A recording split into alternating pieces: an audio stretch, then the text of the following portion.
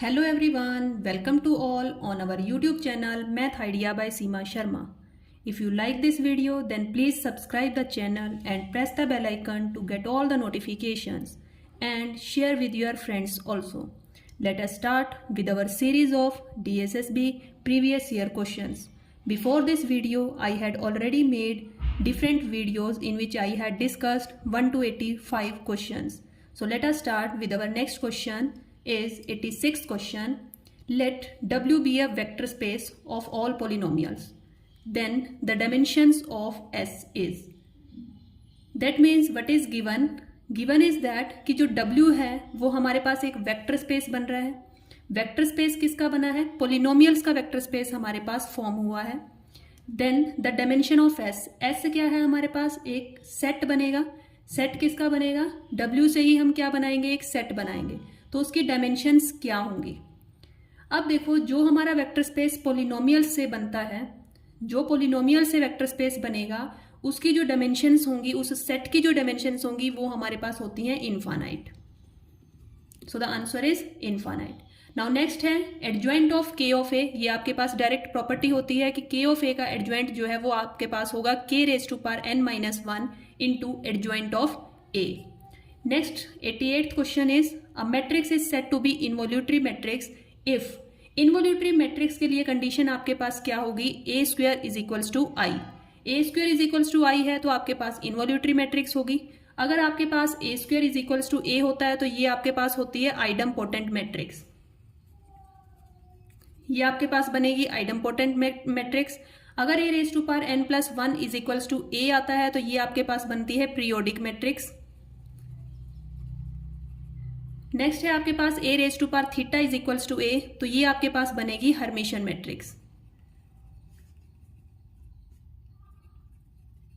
So our correct option is B option, a square is equals to i. Next is 89th question. Dimension of v upon w is equals to. This can be written as dimension of v minus dimension of w. अगर आपके पास dimension of v upon w आपको given है तो आपके पास क्या हो जाएगी? Dimension of v minus dimension of w. Now 90th question is if dimension of v is equals to n and w be a linearly independent set of p vectors in v. अब देखो, जो v है आपके पास उसकी dimensions आपको n given है और जो w है वो आपके पास लीनियरली इंडिपेंडेंट सेट बन रहा है. किसका सेट बन रहा है? p वेक्टर्स का. किस में बनेगा ये सेट? v में ही बनेगा, मीन्स वेक्टर स्पेस में ही बनेगा. तो इसके लिए कंडीशन क्या होगी? तो जो p है वो less than and equals to n होगा, बिकॉज जो हमारा वेक्टर स्पेस है जिसकी ये डायमेंशंस गिवन है आपके पास, उसकी डायमेंशंस n गिवन है और ये आपके पास linearly independent set of p vectors बना है. किसमें? v में बनेगा. वेक्टर स्पेस के अंदर एक सेट बन रहा है तो आपके पास जो p वेक्टर्स हैं, p वेक्टर्स क्या होंगे? उसकी डायमेंशंस होंगी, तो वो less than and equals to क्या आ जाएगा आपके पास? n. So the option is D. Now 91st question is if A is an idempotent matrix and A plus B is equals to I, then B is. अब यहाँ पर जो A matrix given है वो आपको आइडमपोटेंट मैट्रिक्स गिवन है और ये कंडीशन भी साथ में गिवन है कि अगर हम दोनों का सम करते हैं, दो मैट्रिक्स का सम, तो वो आपके पास क्या होगा? आइडेंटिटी मैट्रिक्स देगा. तो ये तभी पॉसिबल है अगर हमारे पास देखो जो B है वो भी हमारे पास क्या होगी? आइडमपोटेंट मैट्रिक्स होगी. So the correct option is C. Now next question is let A be a square matrix of order n and I be the identity of some order n. Then adjoint of A का जो determinant होगा वो किसके equal होगा? अब देखो, जब भी हम adjoint of A का डिटर्मिनेंट निकालते हैं तो वो क्या आएगा आपके पास? A का determinant raise to power n-1 whole square. Now next question is let H be a subgroup of a group G and G ratio H is equals to 2. Then आपके पास H जो है वो क्या? साइक्लिक होगा. Cyclic means क्या होता है कि वो generated by single elements. H is commutative property को होल्ड करेगा. H इज नॉर्मल या फिर नन ऑफ दिस. अगर आपके पास में डायमेंशंस जो है G ग्रुप की और उसका जो सब ग्रुप है, अगर कोई G ग्रुप और उसका सब ग्रुप दोनों की रेशियो आपके पास क्या आ जाए? 2 आ जाती है, तो हम क्या कहेंगे कि जो उसका सब ग्रुप होगा that means H is the sub group is normal. अब यहाँ पर H जो है वो सब ग्रुप गिवन था तो जो सब ग्रुप है वो क्या हो जाएगा? Normal. Next question is let H be a subgroup of a group G and A, B belongs to G, then B belongs to the left coset AH if and only if. If and only if, अब इसमें क्या condition होनी चाहिए? Left coset AH is given to us. Let कर लेते हैं हम B is equals to AH, be any element which belongs to left coset. Pre multiply करेंगे A इनवर्स से आप, then A inverse A is equals to identity बन जाएगा. आपके पास ये क्या आ जाएगा? A inverse B belongs to H. H आपका एलिमेंट किसका है? सब ग्रुप का एलिमेंट है. That means correct option is A inverse B belongs to H. This is our correct option, option number B. If G is a group of order 48 and H be a subgroup of order 28.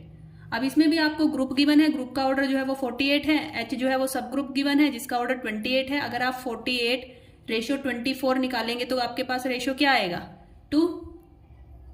अगर 2 आ जाता है तो हमारे पास क्या बन जाएगा? ये normal सब ग्रुप फॉर्म हो जाएगा. जो H है वो हमारे पास नॉर्मल सब ग्रुप होगा.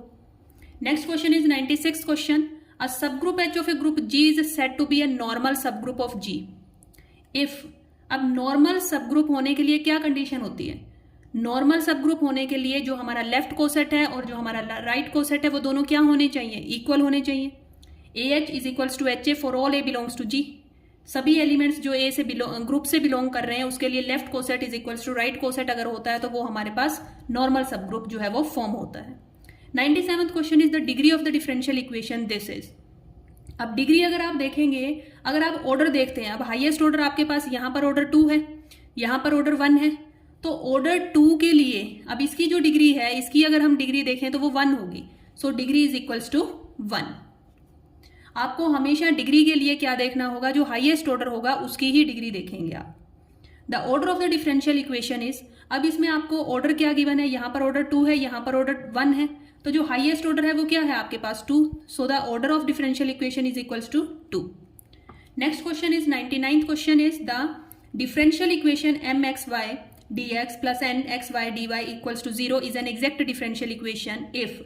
अब इसके लिए क्या कंडीशन है कि अगर ये डिफरेंशियल इक्वेशन एक एग्जैक्ट डिफरेंशियल इक्वेशन बन जाए? एग्जैक्ट डिफरेंशियल इक्वेशन बनाने के लिए क्या कंडीशन होती है? करली m अपॉन में curly y minus curly n upon में curly x equals to 0. That means जो हमारा फर्स्ट एलिमेंट है m जिसके साथ में dx गिवन है, तो इसका आप partial derivative with respect to y लेंगे. जो आपके पास सेकेंड गिवन है n जिस विद dy, उसका partial derivative with respect to x लेंगे. अगर इनका डिफरेंस जो है वो इक्वल्स टू 0 आता है तो हमारे पास ये एग्जैक्ट डिफरेंशियल इक्वेशन होगी, अदरवाइज नहीं होगी. नेक्स्ट क्वेश्चन है 100th question. This is our last question. The sequence -1 raise to power n upon n converges to. अब ये जो सीक्वेंस है ये आपके पास कहां पर कन्वर्ज करेगी? अगर हम limit n approaches to infinity लगाते हैं -1 raise to power n upon n, limit n approaches to infinity, then it will become, give the answer 0. That means कि अगर हम लिमिट लगाएंगे तो आपके पास आंसर क्या आ जाएगा? 0 आ जाएगा. बिकॉज 1 अपॉन n, जब n के ऊपर इन्फिनिटी लगाएंगे तो आपके पास क्या आता है? 1 upon infinity is equals to 0. So friends, if you like this video, then please share this video with your friends also and like, share and subscribe this channel. Thank you friends.